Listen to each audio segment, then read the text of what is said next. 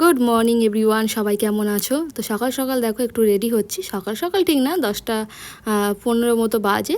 মামাম সকালে গেছে স্কুলে, আর এখন আমি বাড়ির সব রান্নাবান্না সেরে নিয়েছি। আর এখন রেডি হয়ে যাব মামামকে আনতে। ওর পাপা আর আমি দুজনে আনতে যাব আজকে।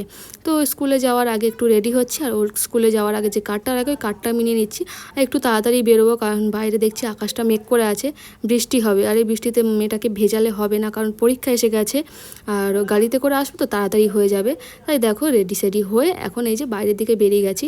আর এই যে কদিন টানা গরমের পর যে বৃষ্টিটা দিচ্ছে, কি ভালো লাগছে যে তোমাদেরকে কি বলবো। আশা করি আমার মতো সবাইয়ের ভালো লাগছে। তো তারপর দেখো মামা স্কুলে চলে এসেছি, আর এখানে ওর পাপাকে দেখতে পেয়ে আরও আমার হাত ধরার কোনো বালাই নেই, কেমন দৌড়ে দৌড়ে যাচ্ছে। দেখো ওর পাপার গাড়িতে উঠে গেছে এখন। আর এখন ওকে নিয়ে বাড়ি আসবো। আর বাড়ি আসার আগেই বায়না, ওকে নাকি আইসক্রিম দিতে হবে।